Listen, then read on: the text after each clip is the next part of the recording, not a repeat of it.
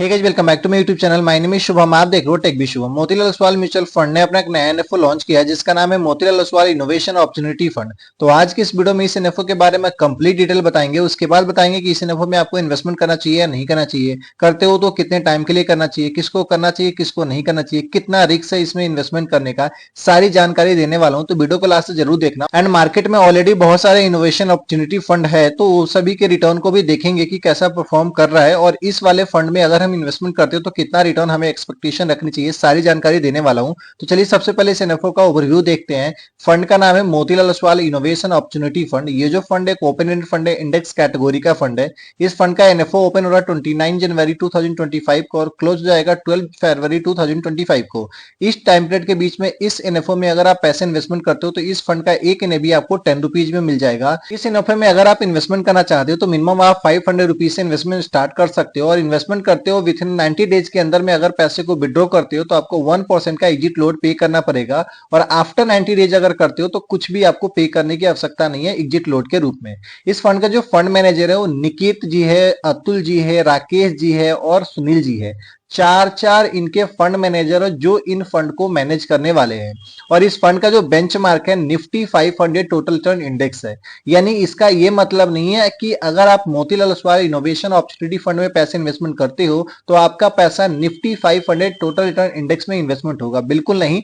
वहां क्या है कि निफ्टी 500 में जो टोटल 500 कंपनीज है उन्हीं में से कुछ ऐसे कंपनीज को इनके फंड मैनेजर सेलेक्ट करेंगे जो इनको लगता है कि आने वाले टाइम में इस कंपनीज में अपॉर्चुनिटी है, ये जो कंपनीज है एक अच्छा सा ग्रोथ दे सकता है। तो ऐसा ही कुछ कंपनीज के इनके अपने ऊपर डिपेंड करता है कि ये 30 स्टॉक को सिलेक्ट करते हैं, 40 के स्टॉक को सिलेक्ट करते हैं, उसके बाद ये फंड का होल्डिंग्स को बनाएंगे। एंड ऑलरेडी मार्केट में बहुत सारे म्यूचुअल फंड के इनोवेशन अपॉर्चुनिटी फंड है, उसको देखते हैं कि कैसा परफॉर्म किया है, उसके बाद उसी आसपास में इसका भी रिटर्न आएगा तो इसके रिटर्न को भी हम अज्यूम करेंगे कि कितना दे सकता है। तो चलिए जानते हैं उस सारी चीजों के बारे में। उससे पहले बता दूं कि अगर आप चैनल पे नए हो तो प्लीज चैनल को सब्सक्राइब करके बगल के बेल आइकन को जरूर दबा लेना, क्योंकि इस चैनल पे हम आपके लिए पर्सनल फाइनेंस, बैंकिंग और म्यूचुअल फंड से related video back to back लेकर आते हैं।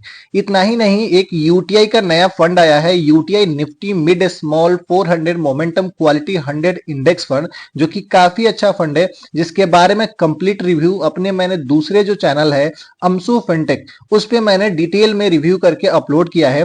तो अगर आपने नहीं देखा है तो प्लीज अमसू फिनटेक वाले चैनल पे जाइए और उसको देखिए, बहुत ही अच्छी वीडियो है। तो चलिए देखते हैं कि मार्केट में ऑलरेडी कुछ इनोवेशन अपॉर्चुनिटी फंड है तो उसके रिटर्न को देखते हैं कि कैसा परफॉर्म किया है। उसके बाद डिसाइड करेंगे कि इस वाले फंड में हमें इन्वेस्टमेंट करना चाहिए या नहीं करना चाहिए उसके बारे में।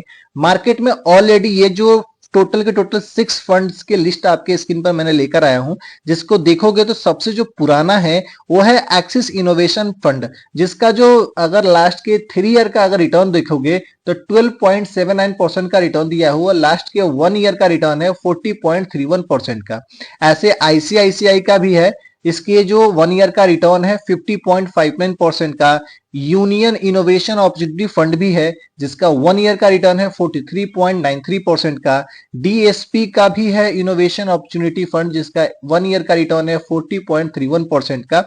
ऐसे जो भी इनोवेशन अपॉर्चुनिटी फंड है ऑलरेडी मार्केट में, ये ज्यादा पुराना नहीं है। मैंने जहां तक मेरे को मिला है कि 1 ईयर 3 ईयर तक मैक्सिमम टू मैक्सिमम, कोई 5 ईयर 7 ईयर तक ऐसा कोई भी फंड नहीं है जो कि 5 ईयर 7 ईयर पुराना हो।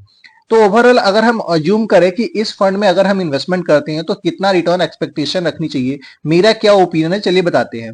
मेरा ओपिनियन सिंपल सा है कि अगर आप इनोवेशन अपॉर्चुनिटी वाले फंड में अगर आप पैसे इन्वेस्टमेंट करते हो तो मैं आपको पहले एक डिस्क्लेमर दे दूं, ये जो फंड है टोटली डिपेंड करता है इनके फंड मैनेजर के ऊपर, एक्टिवली मैनेज होता रहता है फंड।